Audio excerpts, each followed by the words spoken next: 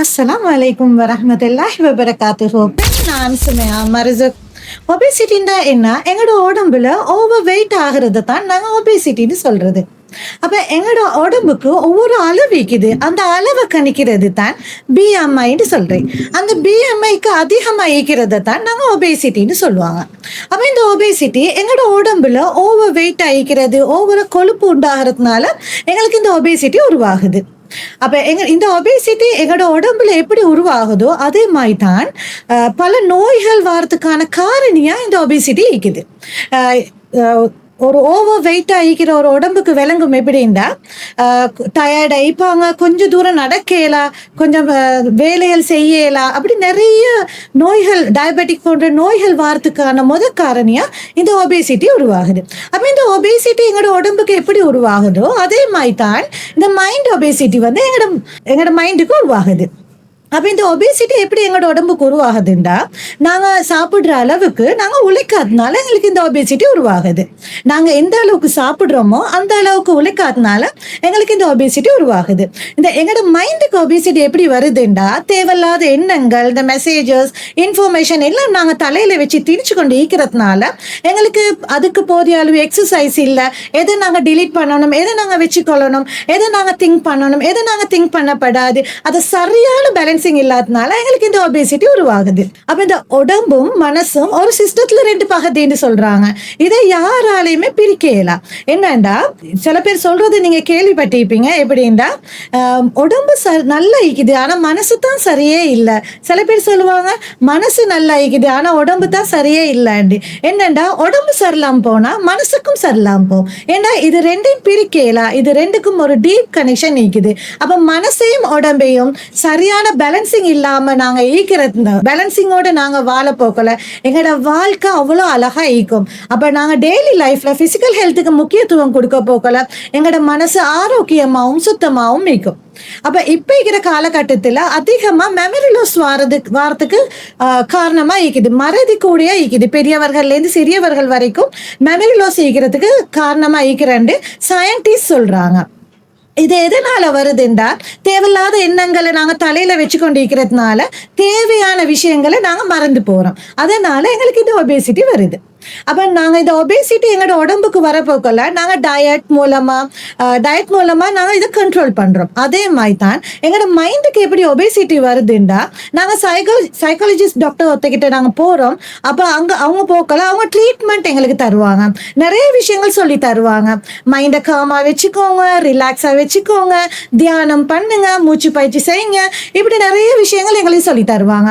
அப்ப நாங்க இந்த ட்ரீட்மெண்ட்டுக்கு பெயர் தான் மெடிடேஷன் சொல்றது. அந்த மெடிடேஷன் எங்களோட பிரெயின்ல உள்ள வேவ்ஸை வந்து அதிகரிக்குது. அப்ப எங்களோட பிரெயின்ல உள்ள வேவ்ஸ் அதிகரிக்க போகல எங்களுக்கு மன அமைதியும் திருப்தியும் உண்டாகுது. ஆனா இன்னொரு ரிசர்ச்ல சொல்றாங்க இதை விட எஃபெக்டிவான விஷயம் ஒன்று இருக்குது, அது தான் கிராட்டிடியூட்னு சொல்றாங்க. அந்த கிராட்டிடியூட்னா என்ன, அந்த கிராட்டிடியூட்ன்றது வந்து நாங்க உண்மையா இருக்கிறது. அப்ப இந்த கிராட்டிடியூட் எங்களோட பிரெயின் வேவ்ஸை வந்து அதிகரிக்குது. அப்ப இந்த கிராட்டிடியூட் வரப்போக்கல நாங்க இதுல இருந்து எப்படி ஓவர் திங்கிங் இல்லாம கேளும், எப்படி எங்களுக்கு டிப்ரெஷன்ல இருந்து வெளியே வரையிலும். நாங்க நன்றி உள்ளவர்களா நாங்க ஈக்க போக்கல அது எங்களோட பார்வையை மாத்துது. எங்கள்கிட்ட என்னவெல்லாம் இல்ல என்றதுல இருந்து எங்கள்கிட்ட என்னவெல்லாம் ஈக்குது அப்படின்ற ஒரு விஷயத்துக்கு நாங்க வரப்போக்கல எங்களோட பார்வையை மாத்துது. அப்ப எங்களோட பார்வையை மாத்த போக்கல எங்களோட பிரெயின்ல உள்ள வேவ்ஸ் வந்து அதிகரிக்குது. அப்ப எங்களோட பிரெயின்ல உள்ள வேவ்ஸ் அதிகரிக்க போக்கல டோபமைன் என்ற கெமிக்கல் வந்து எங்களோட பாடியில வந்து ரியாக்ட் ஆகுது. அப்ப நாங்க சந்தோஷமா ஈக்க போக்கல எங்களோட பாடியில எந்த அளவுக்கு மன திருப்தியா நாங்க ஈக்கிறோமோ அதே மாதிரி தான் நாங்க நன்றி உணர்வோட ஈக்க போகல எங்களுக்கு எங்களோட பாடியில வந்து மன அமைதியே கிடைக்குது. அப்ப நாங்க யாருக்கு நன்றி உள்ளவர்களாக ஈக்கணும், இறைவனுக்கு நன்றி உள்ளவர்களாக ஈக்கணுமா இல்லையா? எங்களுக்கு இவ்வளோ அழகான உடம்பை கொடுத்து, இவ்வளோ அழகான வாழ்க்கையை கொடுத்து, இவ்வளோ அழகான இந்த வாழ்க்கையை வாழ்றதுக்கு உயிரை கொடுத்த இறைவனுக்கு நாங்க நன்றி செலுத்த போகல எங்களோட மனசு, நாங்க பாக்குற பார்வையை அது மாத்துது. அந்த டைம்க்கு எங்களுக்கு மன நிறைவும் மன அமைதியும் கிடைக்குது. அப்ப எங்களோட மனசு மனசு வந்து சுத்தமா இருக்குது. அது இந்த மைண்ட் ஒபேசிட்டின்றது வந்து கண்ணுக்கு தெரியாத ஒரு ஆபத்தான மனச்சுவைன்னு சொல்றாங்க.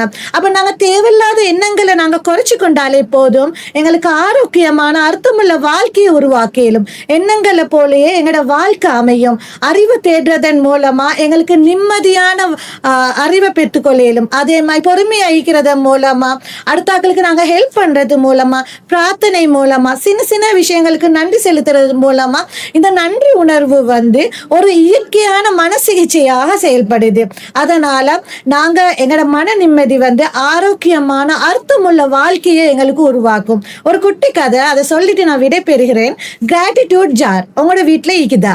கிராட்டிடியூட் ஜார்ன்றது வந்து ஒரு பாடசாலையில மாணவர்கள் எல்லாம் மீக்கிறாங்க. ஆசிரியர் சொல்றாங்க, இன்றைக்கு நாங்க டிஃபரெண்டா ஒரு விஷயம் செய்வோம் அப்படின்ட்டு. எல்லாட்ட கையிலையும் வெள்ளை பேப்பர்களை கையில கொடுக்குறா.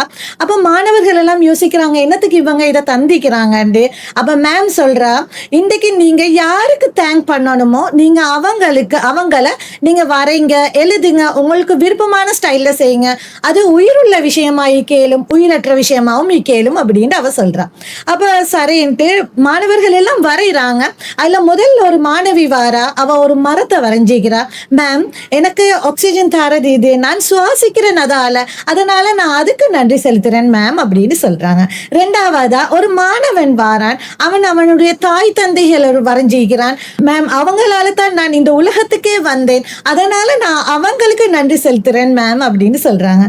கடைசியா ஒரு மாணவன் வாரான், அவன் ஒரு கையை வரைஞ்சிக்கிறான். எல்லாருமே யோசிக்கிறாங்க, யார்கிட்ட கையாய்க்கும் இது அப்படின்ட்டு.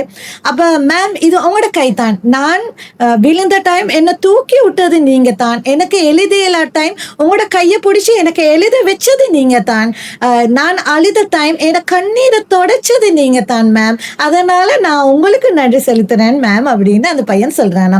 அப்ப நாங்க இந்த கதையிலேருந்து தெரிஞ்சு கொள்ள வேண்டிய விஷயம் என்னன்னா, ஒவ்வொரு விஷயத்துக்கும் நாங்க நன்றி உள்ளவர்களா நாங்க ஈக்க போக்கல, அதை எழுதி ஒரு ஜாருக்கு போடுறோமே, அதுதான் கிராட்டிடியூட் ஜார்ன்னு சொல்றது.